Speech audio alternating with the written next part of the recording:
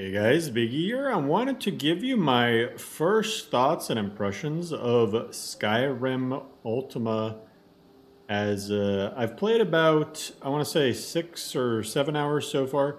So I feel like I can give my kind of overview and first impressions as I've played it. And I'll discuss um, the good stuff. I'll discuss things that you might want to be aware of, what kind of list it is, and all of that. So here I am in Windhelm, which looks very different from the vanilla game. As you can see, there's an industrial revolution that happened in Windhelm, and I think this right here is a good reflection of kind of the tone of Skyrim Ultima. If you're wanting something that's more lore friendly, that matches up with the vanilla visuals and stays true to, Elder Scrolls, I don't think this is your list. But if you want something that is completely different, has a lot of mods that you probably haven't seen before, then this might be something worth checking out. Now, Skyrim Ultima, it launched version 1.0 with some hiccups, I would say.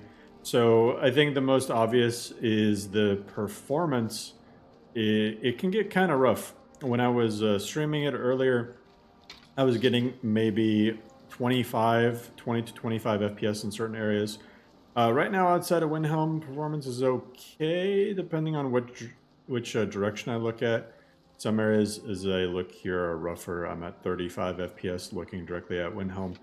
And I think part of that is due to SR exteriors. As you saw, I was able to just get in and out of Windhelm, no issue, no load orders or anything like that. So that it does come with a drawback. And I would honestly say the minimum requirements in the current state, if I could guess, is if you're planning to play on at least 2K and you don't use DLSS, frame generation, or anything like that, I think you'd probably want, at the very minimum, a 3080 Ti, if not a 4080. And, frame generation will definitely be necessary if you want smooth 60 FPS everywhere. Also, you sometimes get stuff like this where it's very bright, vibrant, but I mean, some of the stuff is obviously author's choice. I'll make the weather a little bit more clear there, not foggy. Now, is Ultima what I expected or what other people might expect? I think it honestly comes down to which Ultima videos you primarily saw. So the first couple months that Ultima was in development, it was a Novus fork. And then since then, it ended up getting scrapped and rebuilt from the ground up with Nuct. I'm not even sure I'm pronouncing his name right. With Nuct rebuilding it independent from Novus. So a lot of the Novus mods are no longer in here. Actually, I don't know if there's much of a resemblance to Novus. There are in some regards, but honestly, it kind of took its own shape and form. Now, visuals are subjective. I will let me go to Riverwood. I think Riverwood is going to be a good example of kind of what to expect visually from this list. Visuals are, of course, subjective, so either you like them or you don't like them. It's definitely more of a vibrant fantasy style aesthetic, again, as opposed to something that has the vanilla tone. Right now, it's kind of hard to tell when it's foggy, but if we make the weather clear, you can see kind of very, very green, the very blue water and everything like that. A lot of the locations, too, have a bunch of added stuff that looks very different from the base game. Same with armors. You'll see the guards. Pretty much all the city guards have armor that looks like this. It's just different recolored versions. And everything is subject to change. Keep that in mind as well. Now, I would say that if you really like Ultima's vision of a vibrant power fantasy that is very, very different from Skyrim, uh, I would suggest giving it a go and report any bugs or issues, or if you even have some modding knowledge, go ahead and maybe you find something that you can make a quick patch for and send it over to Nuct. Honestly, a mod list is a community effort, and it requires everybody's participation in that mod list to make it work. Because if bugs don't get reported, I mean, it's impossible for one single person to test everything. So if bugs don't get reported, some bugs don't get fixed. It's as simple as that. Now, I mean, I'll kind of leave it up to you guys. I think the main things to note, though, are it's going to be a lot different from the initial trailer videos or the initial videos of when it was a Novus fork. Certain features that you might have expected might not be in the list, or they might be, depending on, I guess, what you exactly saw. It's very much a fantasy style list where you get a bunch of little powers here.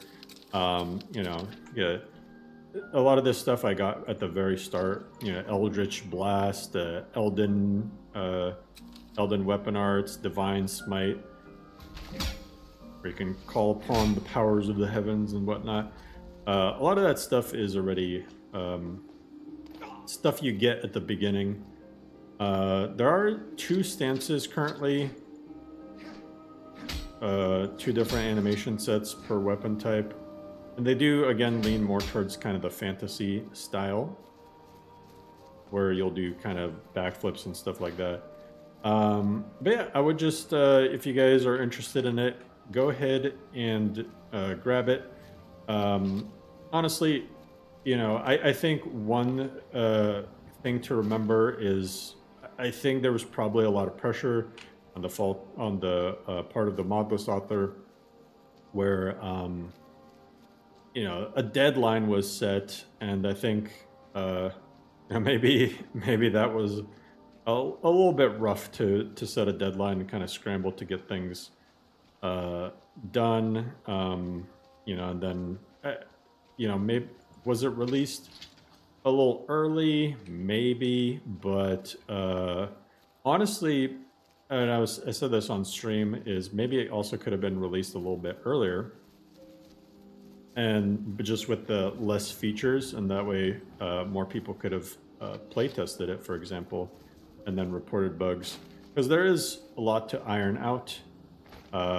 But again, I think it's all possible to iron out. Everything is fixable in Skyrim. Fortunately, the moddability of this game lends itself to be that way. So if you again like the style of this list, if you think it's going to be for you, and your main concern is performance, bugs, things like that, I would at least see if you can't find some enjoyment in it and get any bugs reported as the Modlist author tries to iron everything out. Let's get into some combat with some mud crabs. Oh jeez. Lydia over here apologizing to the mud crabs. Alright, let's fight some bandits. So this is a MCO ordinator list. Again, you have a lot of powers and stuff that you can use. Here, let me try to smite someone. I guess I'll have my smite. And one thing you gotta kind of expect is a lot of enemies are gonna be using weapons and armor that's probably very different from vanilla. And in some cases, the vanilla armor has been completely replaced with different types. You have Maximum Carnage 2, as well as Valhalla combat, some cool flashy on-hit effects, precision, of course. You also optionally have the Dragonborn voiceover for the people who like that mod. There are some quest mods in here too. things like Vigilant, Beyond Reach, the Baba Yaga mod. There's a good dozen or so, I'd say, larger quest mods. So this also does not require Anniversary Edition. It has no support currently for Anniversary Edition. So you only need the base game and the free Anniversary Edition stuff, farming, curious, and stuff. Play it. It does run on version 1.5.97. Although you need to be on the latest 1.6.1170 to download it. And of course it does auto download through Wabbajack. Somebody mentioned this, and I think maybe it might be true, is there's a good chance that the visuals and everything are intended to be used with HDR, because it is very vibrant, bloomy. Oh god. Keanu, why? But I think, you know, if you have an HDR compatible monitor, probably helps get rid of some of that bloom. Unfortunately for you guys, although I do have an HDR monitor, I'm not sure how to reflect the HDR changes through video. So I'm just kind of playing as is so I can... What the heck? A lot of pumpkins. But either way, underneath all of it, it is still Skyrim. So it does still have, you know, the companions, the college, the Civil War. As many mods as you put into this game, it is still going to be Skyrim at the end of the day.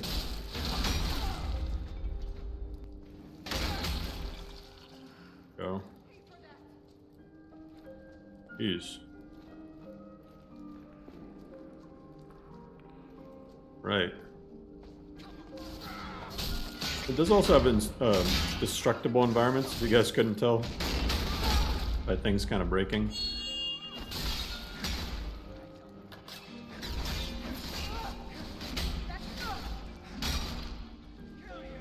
Or go after them. Jeez. There we go. There we go.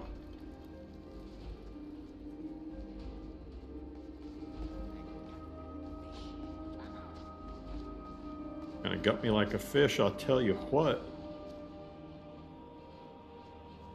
If I go. Some of the dungeons and locations like this have been very much expanded. Like, this is the largest Silent Moon's camp ever. Yo, what the heck? This guy has a gigantic sword. What is that? Orcish? What is that? Oh, Sky Shard. There we go. Let's get on out of here and go fight something else. A lot of spell mods too, with Kitty Tails spells being the main additions, which have a lot of cool effects. I'm gonna just TCL my way out of here. I don't know if I'm stuck here or what. Let's make the weather nice again. Let's see, also, I do have some powers here. Let me awaken my instincts. There we go.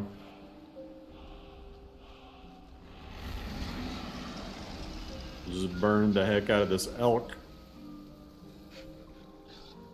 So, like I said, a lot of mods you probably have never... I mean, certainly a lot of mods in here that I've never seen, that I didn't even know existed, for you guys to play around with. I think it's also good for that. It's kind of like showcasing a bunch of, you know, crazy mods. Oh, rip. Oh, is this the old orc? I mean, he did want a good death. Did want a good death.